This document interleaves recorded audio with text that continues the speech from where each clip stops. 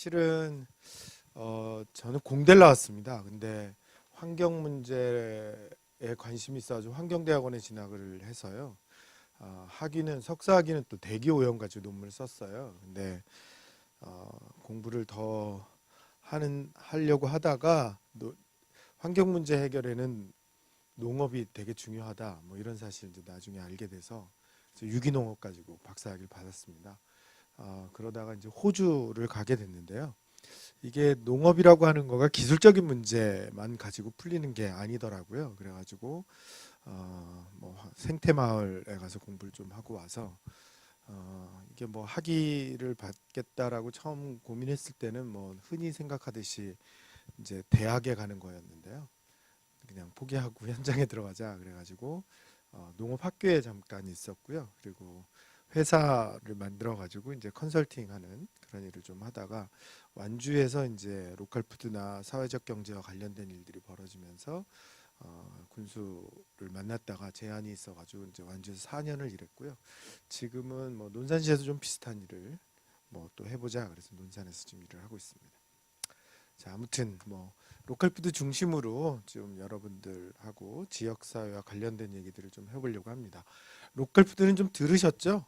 개념은 대강 아시죠? 로컬 푸드 그냥 뭐 영어라서 조금 어려운데요. 로컬이라고 하는 게 지역이라고 하는 뜻을 가지고 있고 푸드가 이제 식량 이런 뜻을 가지고 있어요. 그래서 그냥 뭐 일반인들도 영어이지만 지역에서 생산하는 뭐 식품, 식량 뭐 이렇게 이제 아실 수 있죠. 그럼 왜 이거를 지역 식량 내지는 지역 먹거리 이렇게 한글로 안 쓰고요. 우리가 지금 영어로 좀 쓰고 있을까요? 이걸 조금 고민을 좀 해봐야 되는데요. 사실 우리 좋은 말 한글을 놔두고 왜 그렇게 한글로 안 바꾸고 이걸 로컬 푸드로 계속 쓰고 있느냐 하는 건데요. 사실은 우리가 그냥 먹거리라고 했을 때 내지는 또는 그냥 식품이라고 했을 때 가지고 있는 기존에 약간 어감이 있어요. 그 어감이 조금 한정적으로 다가오니까 많은 전문가들도 그냥 로컬 푸드 영어를 좀 쓰고 있습니다. 그 얘기가 뭐냐면 사실은 로컬 푸드 안에 들어있는 푸드는 생산만 들어가 있는 것이 아니고 사실은 어떤 문화적인 요소까지 다 들어가 있는 거죠. 그래서 사실은 그냥 로컬 푸드 뭐 이렇게 쓰고 있습니다. 아무튼 뭐 전반적인 개념은 여기 써 있는 것처럼 지역에서 생산한 생산물과 뭐 가공품 그 음식까지 포함해서 지역의 농민에 의해서 생산된 먹거리를 가능한 한 지역에서 소비하자라고 하는 운동을 우리는 로컬 푸드라고 불러요. 그럼 도대체 지역을 어디까지 봐야 되느냐? 대부분의 이제 외국에 있는 학자들은 뭐 50km, 100km 뭐 이 내로 보자 이렇게 얘기를 하는데요. 사실 우리나라에서 뭐 우리 남한 중간쯤 점을 찍고 100km 반경을 그리면 뭐 거의 남한의 반쯤 들어가요. 그러니까 이거를 우리 개념으로는 이 정의를 따라가긴 조금 어렵다 이렇게 보이기는 해요. 근데 이제 대부분 우리나라에서는 이 로컬 푸드를 우리 지자체 그러니까 시흥면 시흥 이제 화성에 가보시겠지만 제가 화성의 농산물 유통사업단 이사장 일도 잠깐 했거든요. 아무튼 그 지자체 단위로 보는 경향이 지금 굉장히 짙어졌어요. 그 이유는 뭐냐면 그래야 정책적으로 뭔가 지원을 하거나 정책적으로 육성하기가 좋죠. 뭔가 몇 개 지자체가 묶여 있으면 사실 하기가 어렵잖아요. 그래서 현재 우리나라에서 로컬 푸드 정책은 지역 단위에서 본다. 그러니까 시흥 같으면 시흥에서 생산된 농산물을 시흥에서 가급적 소비하자. 이 개념으로 먼저 이렇게 접근할 수 있다. 이렇게 볼 수 있습니다. 자, 뭐 뒤에 있는 로컬 푸드의 발전 방향 뭐 이런 것들은 조금 이따 자세히 좀 설명하기로 하고요. 제가 로컬 푸드 얘기는 뭐 호주에서도 듣고 여러 가지 얘기들을 들었는데요. 그거가 중요하다라고 느낀 건 일본에서예요. 지금 이 사진은 일본의 어느 산촌인데요. 우유를 키우고 있어요. 그래서 우리는 우유 그러면 얼룩덜룩한 젖소만 생각하잖아요.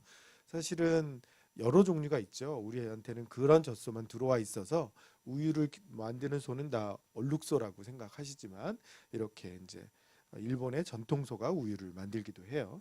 자, 저게 이제 우유를 짜는 농장인데요. 저 농장에서 아침에 문을 열어놓으면 소들이 산으로 올라갑니다.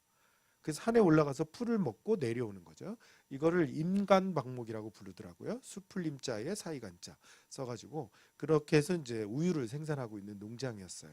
물론 저 방식도 굉장히 신기했죠. 뭐 이제 사람들이 많이 물어봤죠. 저러면 나무가 뭐 해를 입지 않냐, 뭐 산이 뭐 저 더 나빠지지 않냐, 뭐 이런 걸 자꾸 질문을 했는데요. 소가 모델처럼 걷는 거 아세요? 네, 소가 이렇게 어적어적 안 걸어요. 그러니까 왼쪽 발, 오른쪽 발이 거의 같은 데를 짚어요. 그렇기 때문에 소 길이 넓게 나질 않는데요. 다 이렇게 좁게 나는 거죠. 그래서 산이 망가질 일이 별로 없다는 거고요.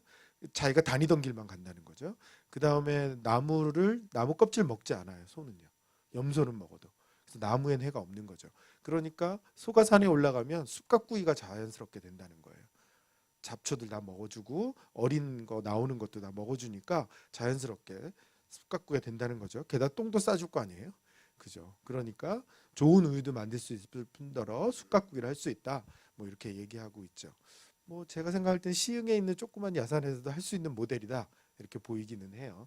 아무튼 근데요. 제가 궁금한 게 또 있었어요. 뭐가 궁금했냐면 저 축사에 있는 소가 한 10마리밖에 없어요. 그러면 사실은 우유를 가져갈 데가 없죠. 우리나라 같으면. 뭐 2, 30마리 먹겠는 뭐한 100마리쯤 해야 우유 공장에서 우유를 가져갈 거 아니에요? 이 산골에 저 10마리 가지고 누가 우유를 가져가서 우유를 만들까? 이게 궁금한 거죠. 그래서 물어봤어요. 이 우유를 누가 가져가나요? 그랬더니 뭐 내려가면서 같이 가봅시다 이러는 거예요. 가봤더니 일종의 이제 우리 같으면 읍내에 우유 공장이 있었던 거예요. 그래서 그럼 이게 어떻게 시작된 일인가를 물어봤어요. 그랬더니 이렇게 대답을 하더라고요. 젊은 농민들이 술 마시면서 얘기하다가 우리가 농민인데 우리 아이들이 먹고 있는 우유는 국적 없는 우유를 먹고 있다. 적어도 우리 아이들이 먹는 우유는 우리가 생산해야 될 거 아니냐. 이런 얘기를 하게 됐다는 거죠. 그럼 우리 지역에서 우유를 어떻게 생산할까를 고민하다가 뭐 대규모 축사를 할 수 없으니 인간 방목이라는 방법을 찾았고 그 우유를 가공해야 되니까 그 인간 방목하는 목장 몇 개가 모여서 우유 공장을 만들었답니다. 그래서 우유 공장을 만들면서 이제 학교 급식을 하려고 시작한 일이니까 학교를 찾아갔죠. 그래서 교장 선생님한테 우리가 우유 공장을 만들고 있습니다. 이제 우유가 생산될 텐데 학교 급식을 좀 했으면 좋겠습니다라고 얘기했더니 그 교장 선생님이 이제 이렇게 답을 하신 거죠. 아, 동네에는 적어도 우유 공장 정도는 있어야 된다. 그래서 내가 교장하는 동안 3년 남았는데 그때까지는 계속 먹어줄게 이렇게 약속을 해주셨대요. 그래서 처음에는 우유의 질이 나빴지만 점점 우유의 질은 올라갔고 지금은 치즈 요구르트까지 다 만든다는 거죠. 이 지점이 이제 우리나라에서는 좀 걱정이 되죠. 어떤 교장 선생님이 과연 그렇게 얘기할 수 있을까? 첫 번째 질문은 니네 인증 있어? 뭐 이런 얘기부터 하실 거 아니에요, 교장 선생님이. 그럼 참 만들기 어렵겠다. 뭐 이런 생각은 들었어요. 한데요. 그렇게 해서 우유를 생산하면서 학교 급식이 되고 지역 주민들이 우유를 먹는 과정에서 동경에 소문이 났다는 거예요. 어떻게 소문이 났냐면 이 공장에서 만든 우유는 자기 새끼들 먹이려고 잘 만든다. 이런 소문이 났다는 거죠. 그래서 이 로컬 푸드를 통해 가지고 농산물들을 지역에서 소비하는 거는 여러 가지 측면에서 굉장히 중요하구나 하는 사실을 일본에서 보게 됐어요. 자, 뭐 사실은 그런데 이제 거꾸로 소비자의 입장에서 보면 굉장히 먼 거리를 이동한 우리가 음식물들을 먹고 있는 거죠. 이 식품이 이동한 거리를 우리 푸드 마일이라고 부르는데요. 아주 오래전에 한겨레 신문에서 대형 마트에서 장을 본 주부들의 장바구니를 엎었어요. 그리고 나서 그 거리를 재본 거죠. 아마도 이 거리는 한국하고의 단순 거리일 거예요. 그럼에도 불구하고 굉장히 먼 거리를 이동한 식품을 먹고 있는 거고요. 의식하지 않고 마트에서 그냥 농산물을 사면 대부분 이렇다는 거죠. 그래서 그 거리를 합쳐봤더니 11만 5천 킬로나 되더라. 그러니까 한 번 장을 봤는데 그 안에 들어있던 식품이 이동한 거리가 11만 5천 킬로를 움직이게 됐다는 거죠. 그래서 로컬 푸드는 결국은 이 식품이 이동한 거리를 줄이는 것, 이거가 일종의 목표가 되겠죠. 그래서 이거를 조금 동일한 단위로 우리가 비교할 수 있게 단위를 한번 만들어 보자라고 전문가들이 생각을 해서 푸드 마일리지라고 하는 말을 씁니다. 아까 그냥 푸드 마일을 거리로만 나타냈는데 푸드 마일리지는 운송량이 들어가 있어요. 그러니까 똑같은 거리를 이동하더라도 1톤을 옮겼냐 100톤을 옮겼냐는 다르겠죠. 그러니까 거기에 운송량을 곱한 겁니다. 그러니까 총 운송된 식품량의 그 거리를 곱한 걸 푸드 마일리지 이렇게 불러보자라고 한 거예요.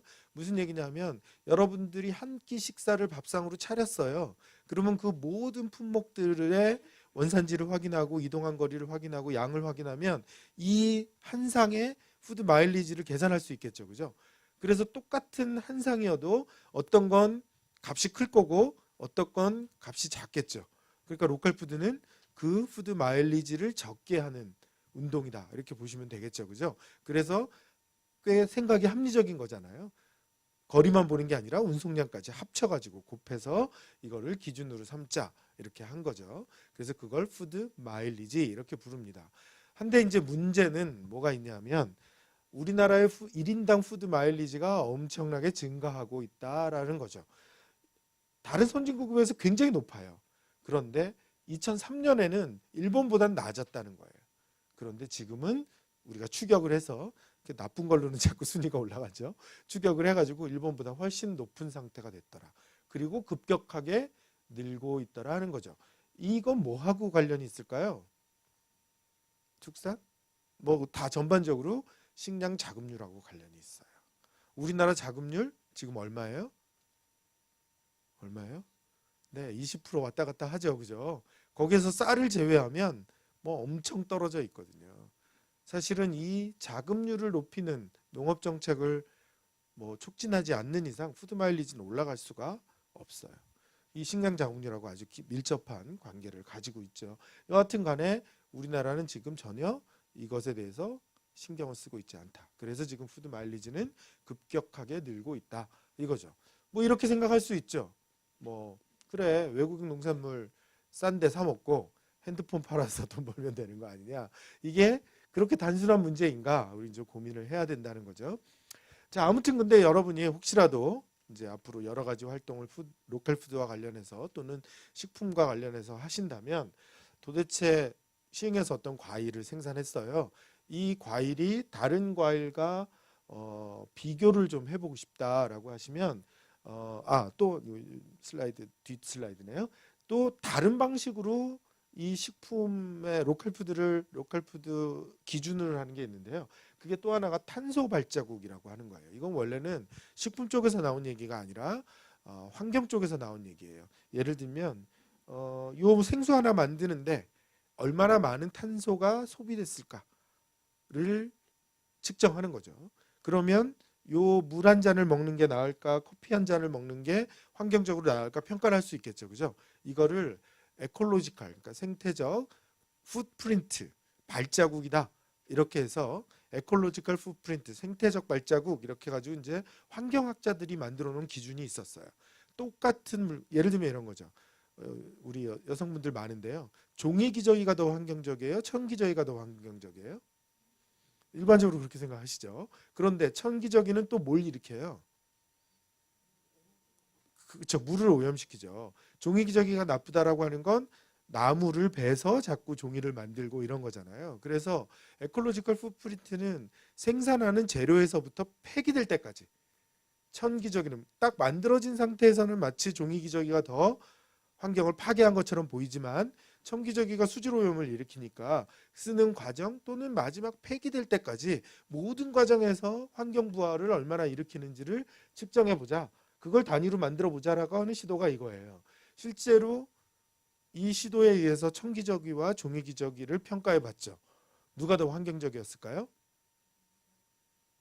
네, 종이기저귀가 더 환경적으로 나왔어요. 이유는요? 이유는요? 아니요. 연구비를 종이기저귀 회사가 줬어요. 네, 그러니까 전문가들 믿지 마세요. 네, 전문가들 믿으면 안 돼요. 네, 대학 교수를 한 사람들이 다 청와대 들어가서 이상한 짓을 하잖아요. 네, 믿으시면 안 돼요. 사실 여러분들은 상식적으로 생각하는데 전문가들은 그걸 과학적이다 또는 학술적이다라고 얘기하면서 변수 하나만 바꾸면 다른 결과가 나와요. 사실 그래서 너무 믿으시면 안 돼요. 뭐 그렇다고 다 못 믿으시라는 얘기는 아니고요. 너무 믿으시면 안 돼요. 아무튼 뭐 이제 그런 과정에서 나온 거예요. 똑같은 얘기예요. 식품을 생산하면서 그 식품이 폐기되는 데까지 조리하고 폐기되는 데까지 탄소가 얼마나 나왔느냐로 판단을 해보자라고 하는 거죠.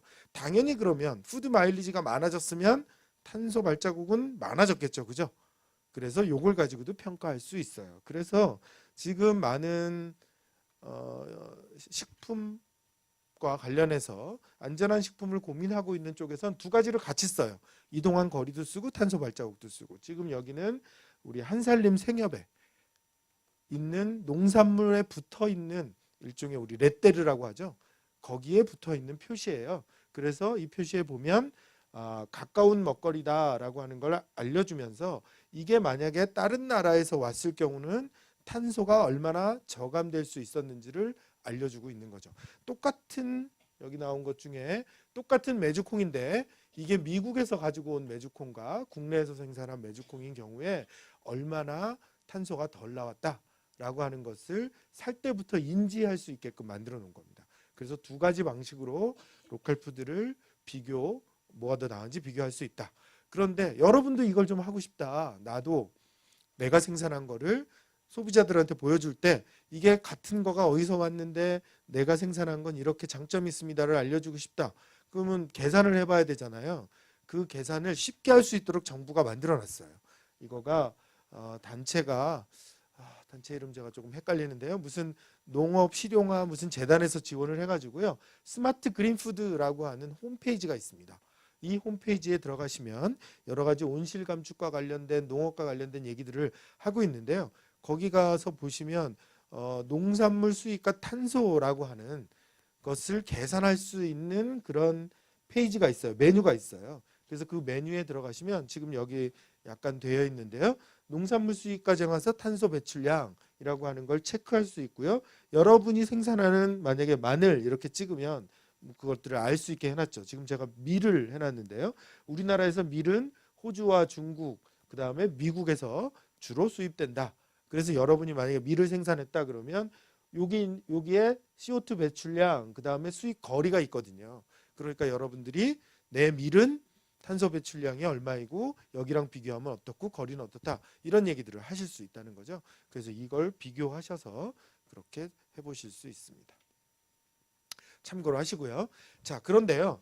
한 가지 좀 아쉬운 점이 조금 있어요. 그 아쉬운 점이 뭐냐면 여태까지 제가 얘기했던 건 물리적인 기준을 자꾸 얘기한 거죠. 예를 들어서 거리, 양 이런 걸 얘기했잖아요. 정확하기는 해요. 하지만 이게 그것만 가지고서 우리가 판단할 수 있는 거냐 하는 거죠. 그래서 많은 로컬 푸드 학자들은 물리적 거리보다 사회적 거리가 중요하다 이런 얘기를 하고 있는 거예요.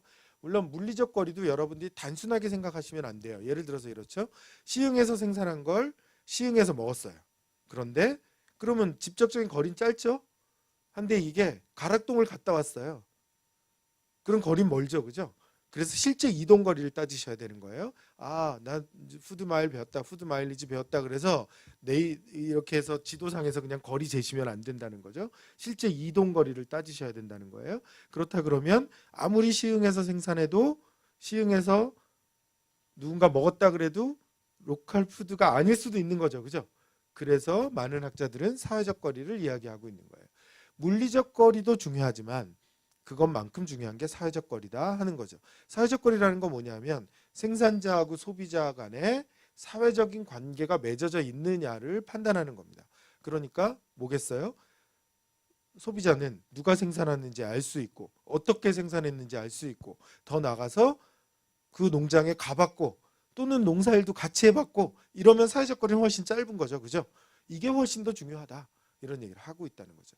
그럼 반대로 얘기하면 이럴 수도 있어요. 물리적 거리가 다소 멀더라도 사회적 거리가 짧으면 로컬 푸드가 될 수 있다라는 거죠. 그죠? 이해되시죠? 예를 들어서 지금 제가 논산에서 일을 하고 있어요. 그런데 뭐 시흥시장님하고 무슨 일을 이따가 잠깐 말씀드리겠지만 뭐 고민하고 있어요. 그런 일 중에 예를 들어서 논산에서 제대로 안정적으로 생산된 생산물을 시흥이 농촌 지역인데도 농지가 되게 작더라고요. 화성은 농촌이 많은데 시흥 시민이 먹을 거 시흥시 농경지에서 다 못 만들잖아요. 그렇겠죠. 그렇다 그러면 논산에서 가져왔다. 이게 로컬 푸드냐 아니냐. 사실 거리는 멀죠. 한데 시흥시와 논산시가 무언가 정책을 잘 만들어서 시흥 시민들이 논산에 와서 농민들을 다 알게 됐고 또 안전한 농산물인지 확인했고 또 거기서 일도 도와주고 이런 일이 일어났다면 이건 로컬 푸드로 볼 수 있다는 거죠. 물리적 거리가 다소 멀더라도 사회적 거리가 짧으면 로컬 푸드가 될 수 있다라고 하는 겁니다. 지금 이따가 얘기 드리겠지만 시흥시 때문에 고민하는 거는 시흥 시민들 중에 귀농하겠다는 분들이 많이 있다는 거예요. 그래서 그분들 논산에서 받으려고 그래요. 그러면 논산에 많이 오시면 그분들이 생산한 물건을 시흥시에 팔면 좋잖아요. 그런 관계가 맺어지면 내 이웃이 논산에 가서 농사 짓고 있는데 여기 와서 파는 거잖아요. 예전에 얼굴도 알던 사람이고 이렇다 그러면 그거는 로컬 푸드로 볼 수 있다 하는 거죠. 거꾸로 이럴 수도 있어요. 시흥에서 생산된 농산물인데 시흥에 판 게 아니라 뭐 예를 들어서 시흥시장님하고 성북구청장님하고 친해요.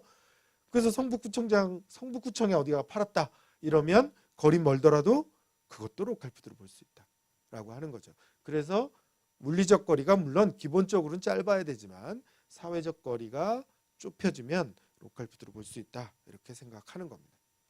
왜 이 사회적 거리가 중요하냐 하는 건데요. 뒤에 이제 그런 얘기들은 나와요. 네. 자, 일단 로컬 푸드가 생산자한테는 어떤 도움이 되느냐 하는 건데요. 현재 있는 생산에서 소비까지는 저런 단계를 거쳐요.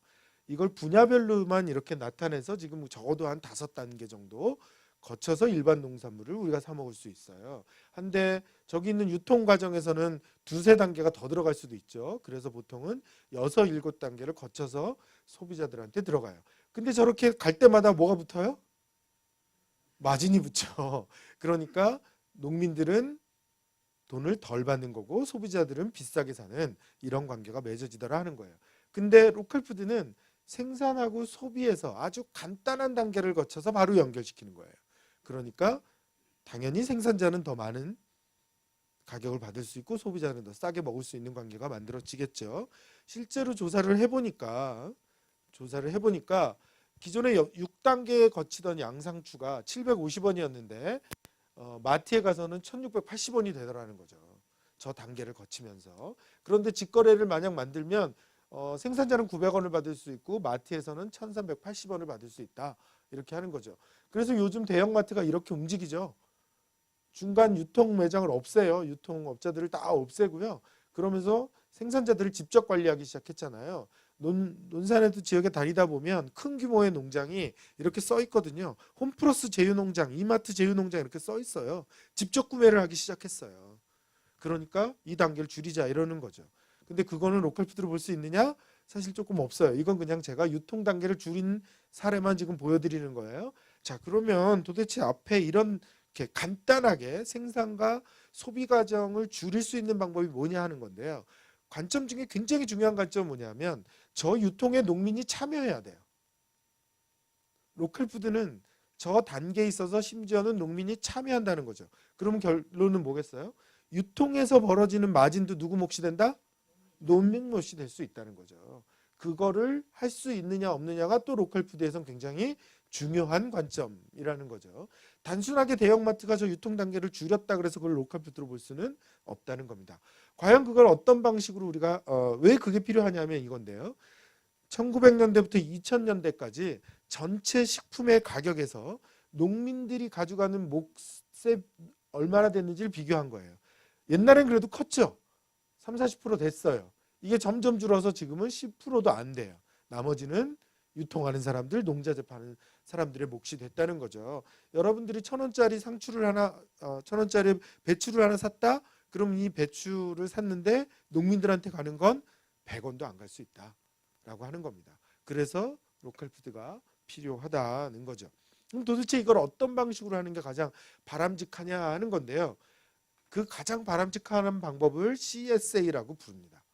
커뮤니티 서포티드 어그리컬처 이렇게 부르는데요. 말이 조금 어렵죠. 쉽게 설명하면 이래요. 제가 애가 셋이에요. 5식구 어머님까지 6식구 살아요. 그럼 한 달에 한 40만 원어치 농산물을 사 먹어요. 그럼 1년이면 얼마예요? 40만 원 곱하기 12달 480만 원이죠. 한 500만 원 돈 되죠. 그래서 저희 지역에 있는 농민한테 찾아가요. 제가. 그래서 농민한테 제가 1년에 500만 원 드릴게요. 제가 먹을 수 있는 거 그냥 일주일에 한 번씩 갖다 주세요. 그런 거예요. 농민이 생각해 보니 해볼 만할 것 같아요. 그래서 했어요. 그런데 저 같은 사람 10명 만들면 이제 매출이 얼마예요? 5천이죠. 그죠? 이거 진짜 해볼 만하죠. 그죠? 적절한 면적에서 갖가지 심어가지고 갖다 주는 사람 10명만 내가 관리하면 연매출 5천이 되는 거예요. 물론 경작지 넓은 분들은 또 다른 농사 또 지으면 되는 거죠. 한 대 정해진 데서 그것만 해보면 좋겠다 이런 생각을 한 거예요. 근데 문제는 이렇죠. 혼자서 10가구가 먹을 갖가지를 못 만들어요. 그럼 이제 어떻게 하면 되죠? 10명이 100명 관리하면 되죠. 그죠? 그 방식이에요. 그래서 100명이라고 하는 커뮤니티가 10명이 농사 짓는 걸 지원한다 이 뜻이에요. 이해되셨죠? 이 방식으로 외국에 있는 유기농산물과 로컬푸드 유통 방식은 다 넘어가고 있어요. 우리는 유기농산물 거래는 어떻게 해요 지금? 누가 주로 해요? 생협이 하죠. 그죠? 생협이 하는데 생협도 사실은 수요 공급에 맞춰서 가격을 정해요. 아주 거기에 의존하진 않지만. 그죠? 상품을 사잖아요. 소비자들이 선택해서. 그죠? CS에는 그렇게 하지 않아요. 제가 캐나다에 대학에 갔는데 대학의 농대에서 이걸 실험하고 있었어요. 시도하고 있었어요. 대학 주변에 있는 소비자들을 딱 회원으로 묶어서 대학 농장에서 농산물을 만드는 거예요. 그래서 정해진 요일날 그 소비자들이 그 농대 강당 같은 큰 교실에 오더라고요. 오후에 이렇게 다 와요. 그러면 그 강당에서 컨테이너 아시죠? 이렇게 농산물 넣는 작은 컨테이너 이렇게 들고 갈 수 있는 거 그것들을 쫙 놓고 농민들이 와서 농산물들을 다 배분시켜 놓은 거예요. 그러면 자기가 가져갔던 빈 컨테이너는 바깥에 싸두고 그건 지난주에 가져간 거예요. 싸두고 새로운 컨테이너 하나 들고 가는 거예요. 그거에 들어간 거는 가져가는 소비자들이 선택할 수 없어요. 그냥 농민들이 넣은 대로 들고 가는 거예요. 그런데 그 안을 쳐다봤더니 지난주에도 당근을 줬는데 어떻게 요리하다 보니 당근 안 쓴 거죠. 그럼 또 가져가봐야 못 먹을 거 아니에요. 문 앞에 큰 박스가 있어요. 거기 내놓고 가요. 난 이거 가져가도 못 먹어. 내놓고 가요. 근데 그 안에 봤더니 자기가 먹을 게 또 있어. 그럼 집어넣고 가는 거예요. 네, 이렇게 시도하는 거죠. 이게 CSA입니다. 소비자가 선택할 수 없어요. 생산된 대로 배분하면 알아서 가져가는 거예요. 이게 말이 되냐? 제가 서울에 가서 막 주부들한테 이런 얘기를 하면 그게 말이 되냐? 왜? 소비자가 왕인데. 그래서 제가 질문해요. 이 질문에 답을 해보면 정확하게 나와요. 농사 짓는 거에 맞춰서 식단 짜는 게 쉬울까요? 식단에 맞춰서 농사 짓는 게 쉬울까요? 그렇죠. 그게 쉬운 거예요. 당연하잖아요. 그죠? 농사 짓는 게 맞춰서 식단 짜는 게 훨씬 쉽죠. 그죠? 네, 이 학교 영양사들이 이걸 받아들이질 않아요. 혹시 영양사 계세요? 받아들이질 않아요. 아니 내가 식단 짜고 거기에 맞춰서 줘야지 한데 그걸 맞추려고 농민들이 노력하니까 그렇게 힘들었다는 거예요. 그러니까 비닐하우스를 지었던 거고 시기도 안 맞는데 농사를 지어야 되는 거고 그러니까 농약을 뿌린 거고 이렇게 된 거 아니에요. 그죠? 식단에 맞춰서 우리가 농업하는 거에 맞춰 식단을 짜왔다면 소비자들이 농업이 이렇게까지 망가지지 않았다는 거죠. 그렇겠죠. 이제부터 그래야 된다는 겁니다. 그래서 CSA는 소비자를 왕처럼 대하지 않아요. 농민들이 만들어낸 거를 그대로 소비자가 가져갈 수 있게 하죠. 사실 이거를 우리나라에서는 꾸러미라고 하는 방식으로 변형을 시켰어요. 그래서 소비자들이 한 달에 10만 원 내면 뭐 주마다 25,000 상당의 농산물을 보내준다. 뭐 이렇게 약간 바꾼 거죠. 그렇게 해요.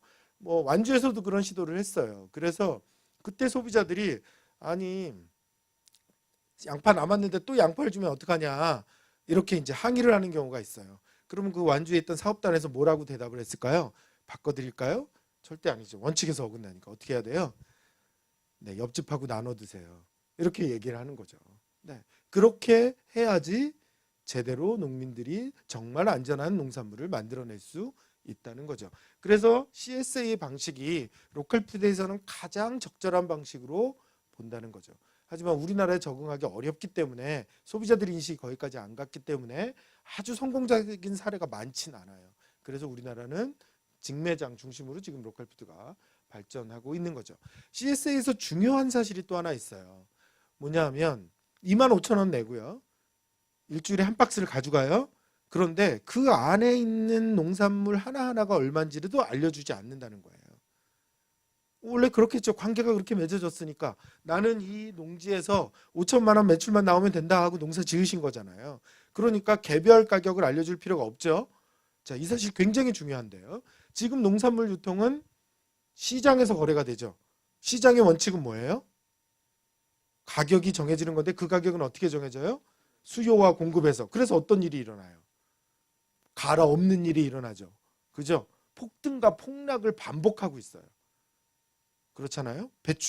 주로 배추가 많이 폭락해서 맨날 갈아엎죠. 그러다 보면 어떤 거는 또 모자라서 폭등하고, 그러다 보면 수입도 하고 뭐 이렇게 됐죠. 사실은 그 일이 일어나는 근본적인 원인은 어디 있을까요? 어디 있어요? 수요 공급을 못 맞춰서? 아니고요. 시장에서 가격을 정하는 데다가 농산물을 밀어넣기 때문이에요. 다시 말씀드리면 이래요.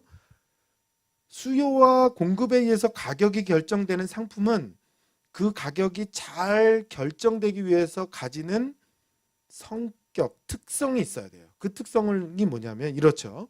수요가 늘면 어떻게 해야 돼요? 생산하는 사람 입장에선 생산을 막 해야 되죠. 그죠? 그게 원활하게 일어나야 돼요. 수요가 줄어들면 생산을 그만둬야 돼요. 그죠? 안 팔아야 되니까 그게 원활하게 일어나야 돼요. 그걸 경제학에서 뭐라고 부르냐면 가격 탄력성이 높다, 이렇게 얘기해요. 반대로 가격으로 얘기하면 이렇죠. 비싸지면 어떻게 해야 돼요? 빨리 막 만들어내야 돼요. 싸지면 생산량을 줄여야죠. 그런데 농산물이 그럴 수 있느냐 하는 거죠. 농산물은 안 되죠. 봄에 다 심어놓고 가을에 수확하는 거잖아요. 가을에 가격이 어떻게 될지 모르잖아요. 농산물은 가격 탄력성이 굉장히 낮은 품목이라는 거예요. 그렇기 때문에 시장에서 가격을 결정하는 거에 굉장히 부실한 품목이다. 제대로 할 수 없는 품목이라는 거죠. 그런데 문제는 뭐예요? 농산물도 시장에서 팔아야 된다고 우리나라의 농업정책 50년간 시장 경쟁력을 가지라고 농업정책을 쓴 겁니다. 그게 폭락과 폭등을 계속 반복시켰고, 그리고 결과물 농민 개인들한테 뭐예요? 네, 농가 부채만 늘린 거죠. 이 대답을 질문해 보시면 알아요. 풍년이면, 농민 입장에서 풍년이면 돈 벌어요? 아니죠. 네, 다 풍년인데 폭락할 거 아니에요. 그럼 흉년이면 돈 벌어요? 흉년이면 내 농작물 잘 안 됐을 가능성이 높죠. 그러면 근데 너무 흉년이면 또 어떻게 돼요? 흉년인데 나만 잘 됐다 치죠? 어떻게 돼요? 가격 안정한다고 수입하잖아요. 그럼 딱 이거거든요. 수입도 못할 만큼 적절한 흉년에 나만 잘 되는 거예요. 농민 입장에서 그거 아니면 돈 벌 방법이 없어요. 그죠? 그런 경우가 별로 안 생기니까 자꾸 빚을 얻게 된 거죠. 잘못된 농업정책. 그러니까 기본적인 원칙을 잘못 해석했기 때문에 지금 50년간 이런 농업정책을 썼고, 그 농업정책 때문에 우리 농업과 농민들 현실이 여기까지 왔다는 거예요. 그걸 바꿀 수 있는 거가 지금 로컬푸드가 CSA 방식으로 가면 상품을 가격으로 거래한 게 아니죠. 만약에 거래됐다면 이거예요. 나는 안전한 식품을 먹을 수 있다와 농민들은 안정한 생계를 유지하겠다, 두 가지가 맞바꿔진 거죠. 그죠? 거기 들어가 있던 상품 하나하나가 가격으로 거래된 게 아니라는 거예요. 그렇기 때문에 농민들한테는 로컬푸드가 훨씬 더 유용하다라고 하는 거죠. 자, 그 의미를 연장하면 이렇습니다. 로컬푸드는 경제정책이 아니에요.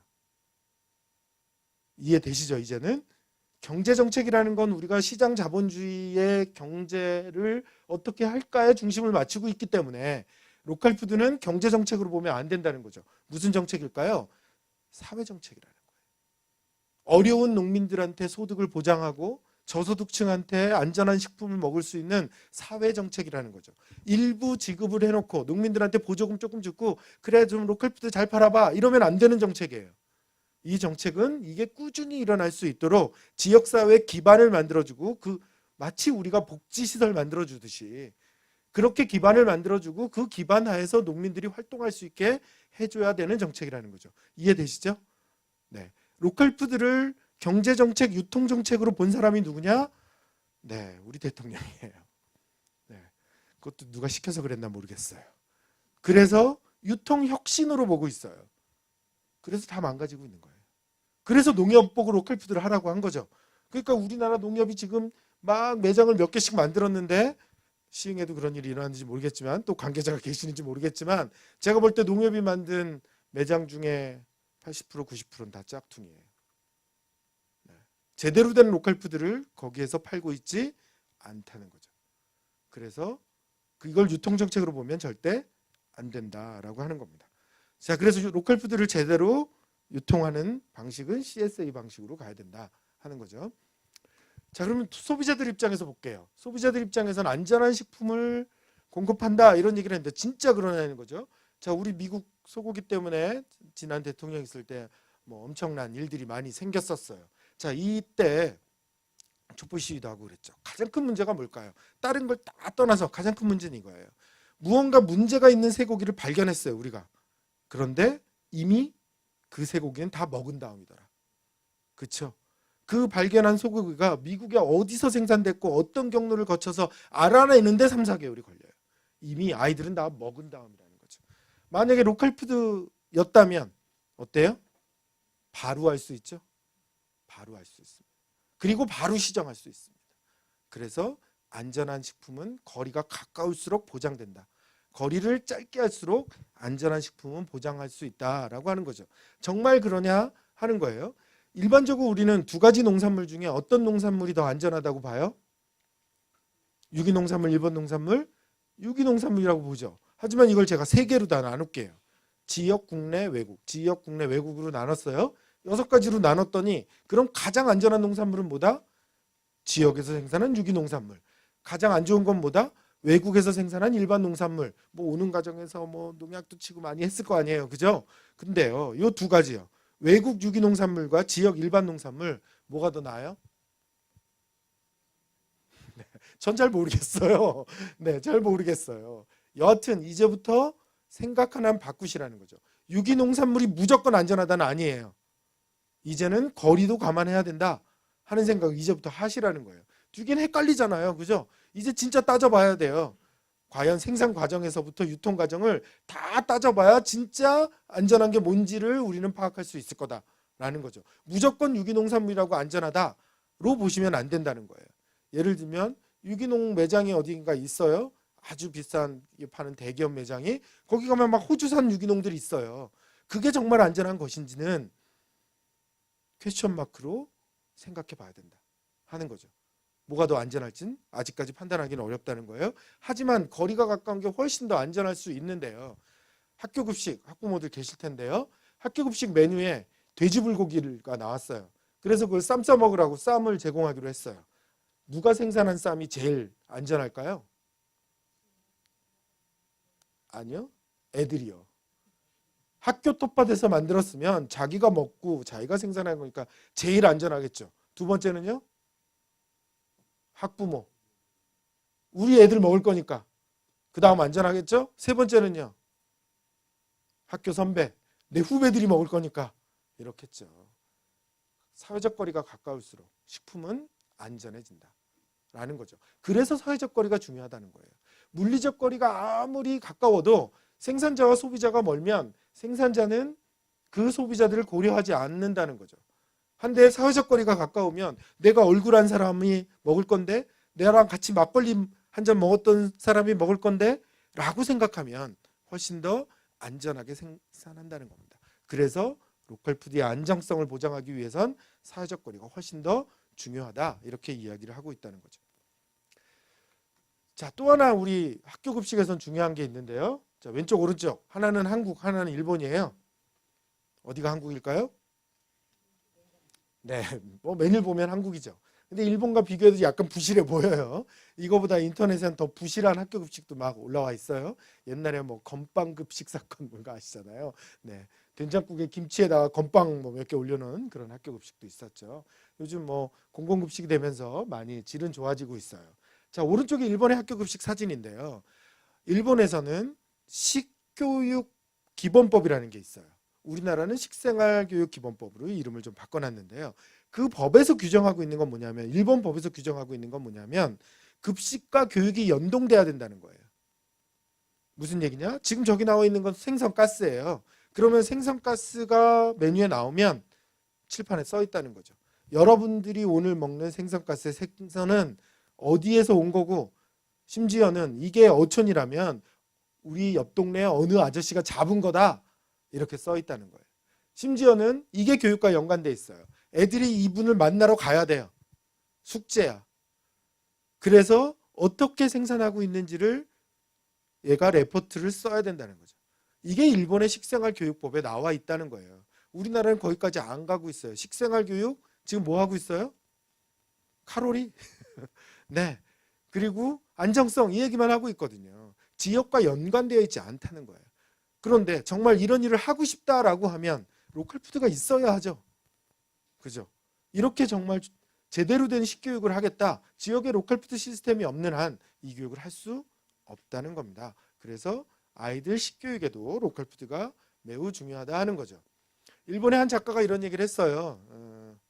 일본에 어떤 희한한 선생이 한 명 있었나 봐요. 그 희한한 선생이 교과 과정에서 돼지를 도축하는 거를 아이들하고 보러 간 거예요. 그래서 어떤 아이들은 정말 호기심 있게 그걸 봤고 돼지를 죽이는 걸요. 어떤 여자애들은 그 광경을 보면서 울었다는 거죠. 근데 그 작가가 그래서 엄청난 비난을 받았대요. 왜 교육과정에서 그런 일을 했느냐. 엄청난 비난을 받았는데 이 일본의 작가는 유명한 작가예요. 그걸 옹호하고 있는 거예요. 왜 옹호하고 있냐 하면 우리 아이들은 저기 밭에 저 목장에 사는 돼지랑 자기 식탁에 올라오는 돼지랑을 같다고 생각하지 못하고 있다는 거예요. 그건 그냥 돼지이고 살아있는 돼지이고 자기가 먹고 있는 삼겹살은 다른 거라고 생각하고 있다는 거죠. 그걸 일치시키고 있지 못하다는 거예요. 그걸 알게 해줘야 된다라고 그 교사는 생각했다는 거예요. 근데 우리 사회가 다 그렇죠. 내가 하고 있는 일이 무엇과 연관되어 있는지 몰라요. 또는 모른 척해요. 그죠? 네. 우리 오늘 검찰에 간 경제수석도 그러잖아요. 지가 몰랐겠어요. 다 연관되어 있는 거 알고 있으면서도 모른 척하고 있잖아요. 아이들한테 이 세상의 모든 일들은 그렇게 다 연관되어 있다라고 하는 걸 알려주고 싶었다는 거예요. 교사가. 그래서 그 일을 했다는 거죠. 그 작가는 찬성하는 겁니다. 그걸 모르게 돼서 이 사회가 이렇게 망가지고 있고 이 많은 사람들이 다 불행해지고 있다고 작가는 얘기하고 있는 거예요. 그런 일들이 우리가 아이들한테 해줘야 되는 일이라는 거죠. 그런 일들을 로컬 푸드가 가능하게 할 수 있다는 겁니다. 자, 그런데요. 이 로컬 푸드가 지역 경제도 살린다. 지역 사회도 발전시킨다 하는 거예요. 왜? 여러 가지 의미가 있는데요. 일단 사례를 보면 이렇습니다. 영국의 데본 카운티라고 하는 데가 있어요. 우리나라 같으면 충남 정도 되는 그런 데예요. 거기에 8만 정도 되는 사람들이 데본 카운티 시티에 살고 있어요. 그런데 이 충남 같은 도에서 우리 로컬 푸드 정책을 하자라고 1998년에 시작을 했어요. 그래가지고 데본 카운티 푸드 링크라는 걸 만들어요. 농촌 지역이 있기 때문에 그 농촌 지역에서 생산되는 생산물 일단 우리가 먹자라고 시작을 한 거죠. 그러니까 첫 번째는 이거예요. 여태까지 지역에서 먹을 수 있음에도 불구하고 바깥에 팔았던 것들이 있어요. 예를 들면 시흥에서 생산되는 우리 여기 뭐 호접벌 뭐 이런 쌀들을 지금 뭐 브랜드 만들고 홍보해가지고 다 서울 가서 팔자 이랬죠. 그런데 그거를 지역에서 먼저 먹자 이렇게 시작한 거예요. 두 번째는 지역에서 생산되지 않는 농산물들이 있죠. 이걸 농민들한테 보조금을 주면서 생산하게 시킨 거예요. 그리고 지역에서 먼저 먹었어요. 세 번째 단계는 가공품들. 뭐 서양이라면 뭐 마요네즈, 케찹 이런 것들 농민들한테 가공을 하게 해서 그것도 먹자. 3단계로 간 거예요. 그렇게 해서 10년을 했더니 아까 말씀드렸던 CSA 18개가 생겼고 농민장터 15개가 생겼다 하는 거죠. 그래서 지역에 있는 공공기관, 학교, 레스토랑 이런 것들이 긴밀하게 연결되면서 나중에 보니 150개 일자리가 만들어지더라 하는 거예요. 그런데 그걸 만드는 데까지 10억 원밖에 쓰지 않았다는 거예요. 그래서 나중에 계산을 해보니까 160억 원이 되돌아왔다 이거죠. 그 말은 뭐냐면 예전에 로컬푸드가 만들어지기 전까지는 필요한 걸 사 먹으려고 160억 원을 바깥에 준 거예요. 농사를 잘 짓고 있는 데 가서 준 거죠. 예를 들면 이마트에 사온 거죠. 이마트에 돈 줘봤자 어디로 가요? 시흥으로 돌아와요? 안 돌아올 거 아니에요. 그런데 그거가 160원을 내부에 구입하게 됐다. 내부로 돈을 돌려주게 됐다. 그래서 지역경제가 순환하게 되면서 외부에서 돈 버는 효과랑 동일하게 생겼다라고 하는 거죠. 그래서 지역개발 효과가 있더라 하는 거예요. 자, 시흥의 농촌하고는 상황이 좀 다르지만 제가 농촌 일을 하고 나서 느낀 건 이거예요. 저는 처음에 마을 일을 많이 했어요. 그래서 마을 이장님들 만나서 앞으로 하시려면 친환경 농업으로 전환하셔야 되고 도농교류를 해서 좀 안정된 CSA 방식의 이런 유통구조도 만들고 가공도 하고 또 도농교류 체험도 하고 뭐 이렇게 해서 마을 계획도 세워주고 주민들 교육하고 이런 일을 했어요. 전 그러면 농촌이 잘 사라질 줄 알았어요. 그렇게 제가 10년을 쫓아다녔어요. 그렇게 컨설팅한 마을 뭐 100개가 넘어요. 그런 마을이 모델이 돼서 지역이 다 그렇게 바뀌면 정말 농민들이 잘 살아질 거라고 기대하고 저는 그 일을 했어요. 10년이 지났는데 바뀐 게 하나도 없어요. 그래서 이게 왜 이럴까 고민을 해봤죠. 이런 거예요. 제가 처음에 컨설팅을 갔던 마을의 이장님이 파란색 1톤짜리 트럭 타고 다니셨어요. 그래서 제가 그 트럭 얻어 타고 마을 조사했죠. 어디 강의를 갔어요. 제가 마을 만들기 농촌에서 이렇게 하는 겁니다 라고 전문가로 강의를 하는데 시간표를 보니 제 뒷강의를 그 이장님이 하세요. 마을 일을 잘하셔가지고 선진마을 지도자 강사가 되신 거예요. 사례 발표를 하러 오셨어요. 그래서 오래간만에 이장님 얼굴 보고 가야 되겠다. 현관에서 이장님한테 인사하고 가려고 오래간만에 이제 만나게 됐으니 기다렸거든요. 그래서 저는 파란색 트럭을 기다렸는데 까만색 세단을 타고 오셨어요. 네, 돈을 버신 거죠. 근데 좋은 일이에요. 뭐 이장님이라고 꼭 뭐 트럭 타란 법은 없잖아요. 자가용 타실 수도 있죠. 한데요. 그리고 나서 좀 이상한 생각이 들어서 계속 좀 봤어요. 그렇게 해서 돈 번 이장님이 뭘 하셨을까 하는 거죠. 돈을 더 벌으면 뭐 하실까요? 네, 도시 아파트를 사셨어요. 그럼 이렇잖아요. 요약해 볼까요? 농림부가 마을 잘 살라고 보조금 줬어요. 그 보조금의 일부를 제가 컨설팅비로 받고 마을 계획서 해주고 주민들 교육을 했죠. 거기서 돈은 벌었어요. 그 돈은 어디로 간 거예요? 네, 도시로 간 거잖아요. 그 돈이 어디로 쓰여져야 돼요? 네, 다시 농촌으로 쓰여져야 농촌이 바뀔 거 아니에요. 그렇게 돈 벌어서 다 바깥으로 가는데 농촌이 정말 잘 살아질 수 있느냐 하는 거죠. 잘 살아질 리가 없었던 거죠. 그걸 알고 나서 하동에 갔어요. 하동에 농사 짓는 마을이 있어요. 또 농협이 또 뭐 얼마 지원한다고 그래서 교육 뭐 계획 세우러 갔어요. 녹차하시는 분들 인터뷰 설문조사하다가 느낌 이상해서 물어봤어요. 녹차로 돈 벌면 술을 어디서 드세요? 라고 물어봤거든요. 그랬더니 하동읍 아니에요. 광양시 이러시더라고요. 그럼 왜 거기까지 가세요? 그랬더니 하동엔 좋은 술집이 없고 광양엔 광양제철 있어 좋은 술집 많다는 거죠. 또 물어봤어요. 혹시 먹는 농산물은 어디서 사세요?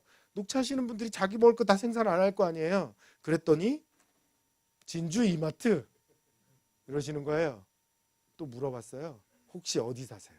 그랬더니 진주 아파트, 그 마을의 녹차 농가 40%가 진주 아파트에 살면서 출퇴근하고 있었어요. 그러면 그 마을에 몇 억 쏟아부어서 돈 벌면 그 돈은 다 어디로 가는 거예요? 네, 진주와 광양으로 갔죠. 그 돈이 다시 하동으로 돌아와요? 안 돌아오겠죠. 혹시 시흥으로 왔을까요? 그럴 리도 없죠. 그 돈 어디로 갔어요? 어디로 갔어요? 서울로 갔겠죠. 네. 여러분들이 대형마트 가서 딱 긁는 순간 서울 본사로 가 있잖아요. 시흥 이마트가 가지고 있는 돈이 뭐가 있겠어요, 그죠? 네. 글로 올라갔다가 인건비 다시 내려올 거 아니에요, 그죠? 카드 긁는 순간 여러분 돈 아니에요, 시흥 돈 아니에요. 서울 본사에 가 있어요. 그게 서울 본사에만 가 있겠어요? 뉴욕에도 가 있겠죠. 이렇게 돼 있죠. 그래서 생각해 봤어요. 돈이란 뭘까? 생각해 봤어요. 돈 어원이 뭐예요? 왜 돈이라고 불렀어요? 네, 돌고 돌아서 돈이죠. 지금은 돈이 돌지 않는 거예요. 그죠? 그냥 벌었던 돈은 한쪽으로 일방적으로 흘러가고 없는 거죠. 그리고 우리한테 다시 돌아오지 않아요. 그죠? 사실은 여러분도 시흥에서 20, 30년 전으로 시간을 돌려보세요. 먹는 거 다 어디서 샀어요? 시흥에서 생산하는 거 먼저 샀어요. 그죠? 그리고 서울 가서 돈 벌어도 그 돈 어디 가서 썼어요? 시흥 내에서 썼죠. 그래서 동네에 굉장히 다양한 가게들이 있었어요. 그죠? 없어진 거 있죠? 저도 기억나요. 어렸을 때 있었지만 지금 없어진 거. 전파상. 동네마다 전파상 있었잖아요. 다 없어졌죠? 그거 누가 대체했어요? AS맨이 대체였잖아요. 그죠? 근데 저 어렸을 때 기억나요. 라디오 고장 나가지고 전파상 들고 가면 아저씨가 이렇게 보고 납땜해주고 돈도 안 받았어요. 그냥 들고 와서 다시 들으라고, 진짜 고장 나면 오라고, 돈도 안 받았죠. 근데 지금은요, AS맨에서 안 고쳐도 돈 받아가지 않아요? 출장비 받아가죠. 이렇게 변했잖아요. 돈이 돌면 뭘 만들어요? 일자리를 만들어요. 새로 일자리 만들기 진짜 어려워요. 지금 정부는 새로운 일자리 만들겠다고 하죠. 그래서 새로운 일자리 못 만들 것 같으니까 강바닥 팠죠. 그 일자리 다 어디 갔을까요? 없잖아요. 지금은 뭐 창조 어쩌고 저쩌고 하면 일자리 만든다고 지금 하고 있는 거예요. 정말 그 일자리를 제대로 만들 수 있을까? 또는 창조 어쩌고 저쩌고 만든 일자리는 지역의 어려운 사람의 몫일까? 아니잖아요. 창조적으로 뭔가 일자리 만드시는 분들은 공부 많이 했거나 자본 가지고 있거나 하는 사람들의 일이지, 정말 어렵게 사는 사람들은 거기에서 일자리가 생길 리가 없죠. 그죠? 결국 지역사회에서 돈이 돌아야 일자리를 만들 수 있다는 겁니다. 로컬푸드는 바로 이해되시잖아요. 돈을 돌게 만들겠죠. 그죠? 지역에서 쓴 돈을 외부에 뺏기는 게 아니라 지역 내에 다시 쓰게 만들 거라는 겁니다. 그래서 지역개발 효과가 있다는 거예요.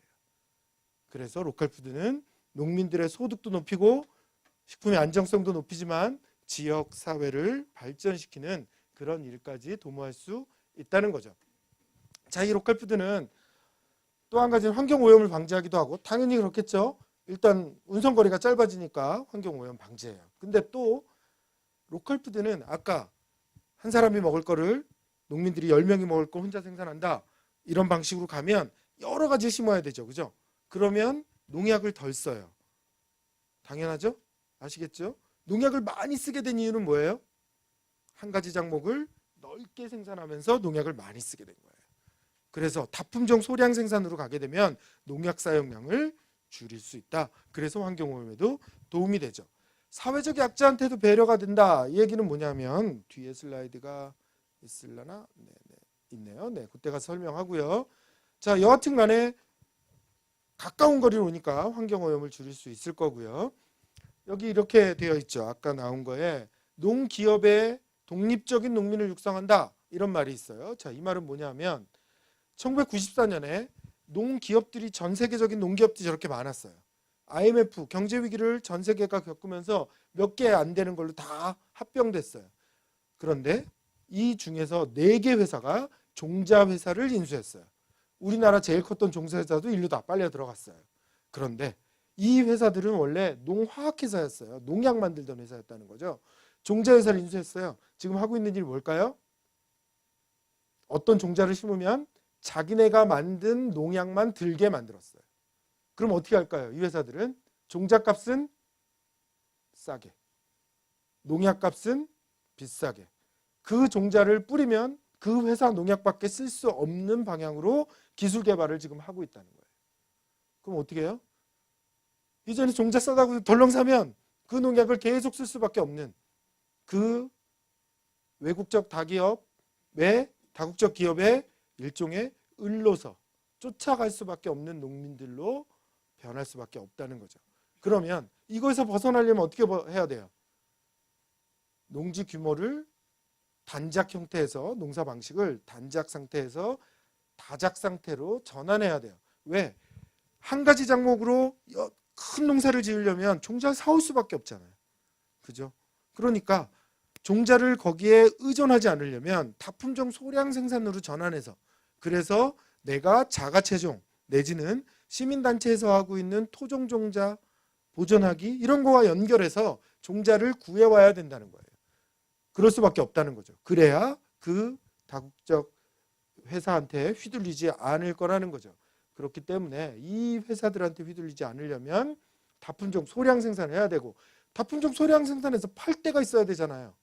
그렇게 하려고 그러면 지금 팔 데 없죠? 없잖아요. 대규모 유통밖에 안 하고 있으니까. 그래서 로컬푸드가 그 역할을 해줄 수 있다는 거죠. 자, 유기농산물은 저소득층이 먹을 수 없어요. 그죠? 비싸기 때문에. 제가 이런 활동들을 할 때 지역 아동센터 협회에서 전화가 왔어요. 지역 아동센터가 어떤 기능을 하는지 아시죠? 저소득층 아이들을 모아서 공부도 가르치지만 중요한 역할의 하나가 저녁을 주는 거예요.